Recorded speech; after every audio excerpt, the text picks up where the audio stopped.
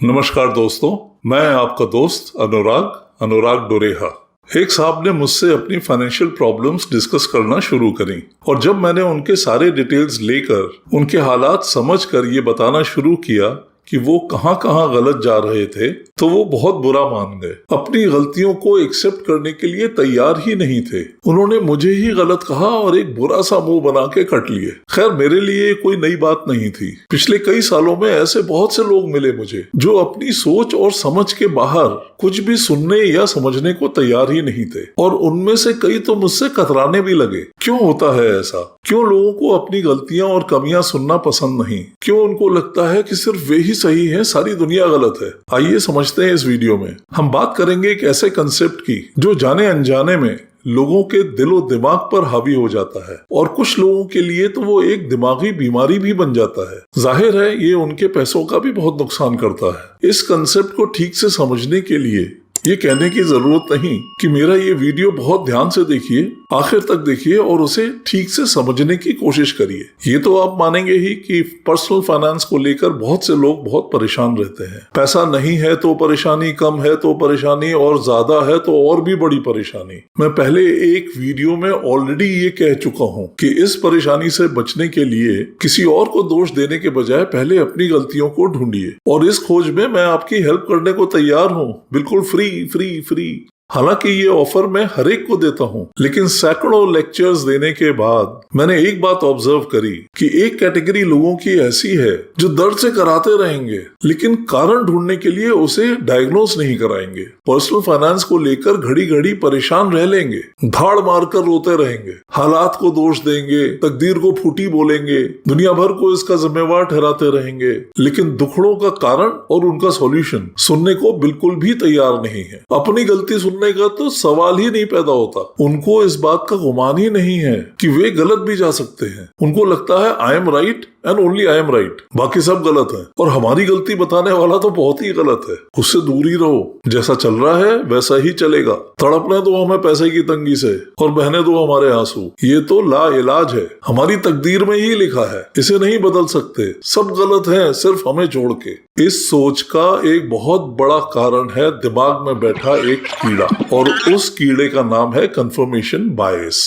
बैठता तो ये दिमाग में है लेकिन कुतरता आपकी जेब है। आखिर ये क्या बला है और क्यों है ये एक बहुत बड़ी मुसीबत की जड़? इसको समझना बहुत जरूरी है। होता क्या है, बचपन से ही हम सबको किसी न किसी टॉपिक पर डिफरेंट सोर्सेज से बहुत सारी इंफॉर्मेशन मिलती रहती है। घर वालों से, टीचर्स से, दोस्तों से, कलीग से, किताबों से, और अब तो गूगल, यूट्यूब और सोशल मीडिया से भी। जैसे जैसे हम बड़े होते हैं वो सारी इंफॉर्मेशन इकट्ठी होकर किसी भी टॉपिक पर धीरे धीरे हमारी एक अंडरस्टैंडिंग बना देती है, और फिर वही उस सब्जेक्ट पर हमारा बिलीफ बन जाता है। हम उसी पर विश्वास करने लगते हैं। यहाँ तक तो ठीक है, सभी के साथ ऐसा होता है, लेकिन कब ये विश्वास चुपचाप हमारे अंधविश्वास में बदल गया हमें पता नहीं चलता, और हमारा ये अंधविश्वास इतना घनघोर हो जाता है कि हमको लगता है वही सही है और उसके अलावा सब गलत, सारी दुनिया ही गलत है। बस यहीं से ये एक दिमागी कीड़े का रूप ले लेता है और लोग उस अंधविश्वास के खिलाफ कुछ भी सुनने को तैयार नहीं होते हैं। इसी बायस को कहा जाता है कंफर्मेशन बायस।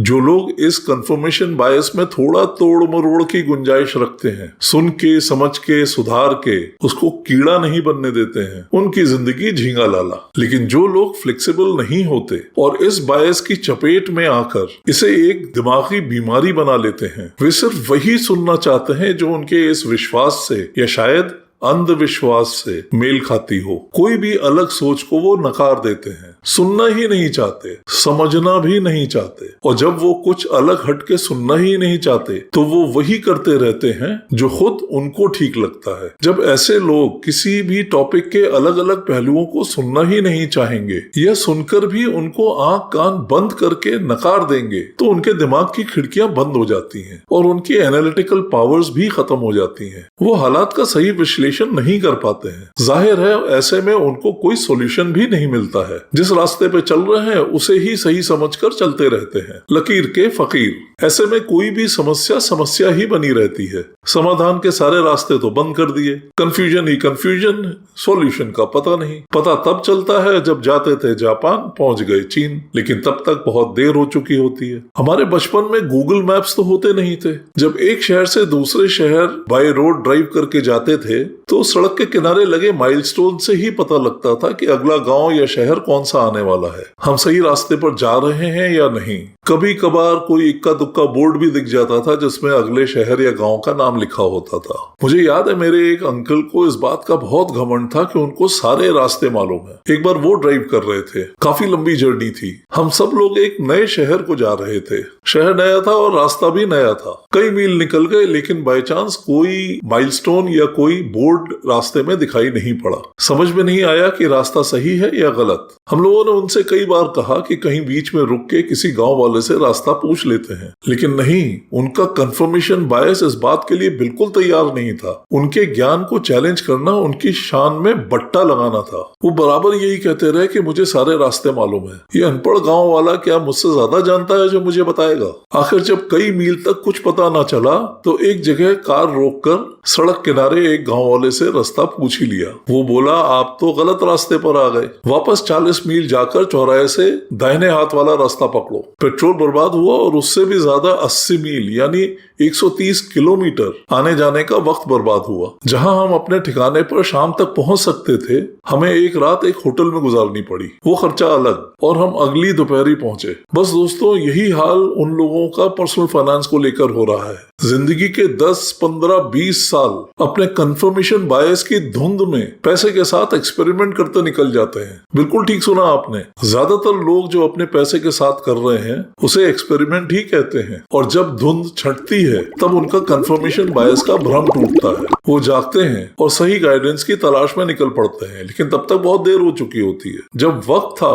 तब उनके कंफर्मेशन बायस ने यानी दिमाग के उस कीड़े ने किसी और की सुनने की परमिशन ही ना दी। ऐसे लोगों के साथ एक और समस्या भी है। ऐसी बीमारी से ग्रसित लोग ऐसे फीडबैक और ओपिनियन की तलाश में रहते हैं जो उनके वर्जन के साथ मेल खाए, जो उनकी सोच के साथ मेल खाए। उनके कानों में जलतरंग तभी बजता है जब कोई उनके मन की बात करे। कोई जरा सा भी उससे अलग बोलता है तो कान में छन्नी लगाकर सुनते हैं, अपने वर्जन से मिलता हुआ मटेरियल छान लेते हैं, बाकी को अनसुना कर देते हैं। वो ऐसे लोगों के बीच में रहना पसंद करते हैं जो उनकी राग में राग, सुर में सुर और ताल में ताल मिलाए। कोई नया सुर ताल लगते ही वो कट लेते हैं। उनकी राग के अलावा भी दुनिया में और कोई राग है, ये वो मानने को तैयार ही नहीं है। पुराने जमाने में बहुत से राजा अपने दरबारी चुन चुन के रखते थे जो सिर्फ वही बोले जो राजा सुनना चाहे। और राजा ही क्यों, मैं खुद बैंकों का सीईओ रहा हूं, तो मैंने देखा है कि आज के कॉर्पोरेट वर्ल्ड में भी ऐसे कई बॉसेस और मालिक हैं जो उन्हीं लोगों को अपने अगल बगल में रखते हैं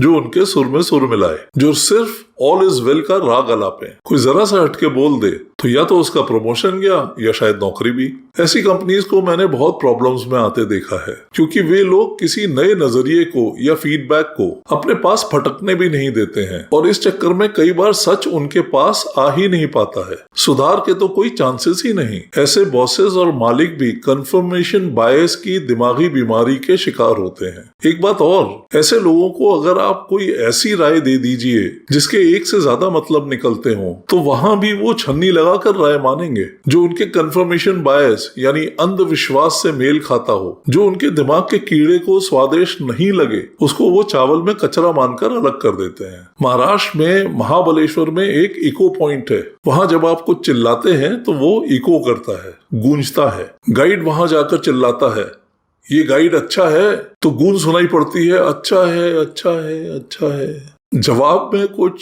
स्मार्ट टूरिस्ट वो आवाज लगाते हैं, ये गाइड ज्यादा पैसे लेता है, तो इको होता है लेता है लेता है लेता है, फिर वो गाइड वहां नहीं रुकता है, आगे बढ़ जाता है। कंफर्मेशन बायस वाले लोग वैसे ही हैं, वो इको चेम्बर में ही रहते हैं और अपने मन की गूंज ही सुनना चाहते हैं। वो बोलते हैं ये ठीक है और आसपास गूंज सुनाई पड़ती है, ठीक है ठीक है ठीक है, बस वो खुश। कोई अलग हट के बोलेगा तो उनको उसकी बात में बायस नजर आएगा, लेकिन वो खुद बायस्ड हो रहे हैं ऐसा उनको एहसास ही नहीं होता है। भीड़ के अंदर वो उन्हीं लोगों के साथ उठना बैठना पसंद करते हैं जो उनकी सोच के अनुसार बोले। ऐसा वो इसलिए करते हैं कि उनके दिल को उससे बहुत सुकून मिलता है, उनकी उस बंधी बंधाई सोच को बहुत बल मिलता है। फिर तो किसी नई सोच के लिए कोई स्कोप ही नहीं है और यही उनकी फाइनेंशियल प्रॉब्लम्स की जड़ है। सुनो सबकी, करो अपने मन की, ये कहावत बहुत जमाने से चली आ रही है, लेकिन इसका मतलब ये नहीं कि एक कान से सुनो और दूसरे कान से निकालकर मनमानी करो। ये दूसरों की सुनो ही नहीं।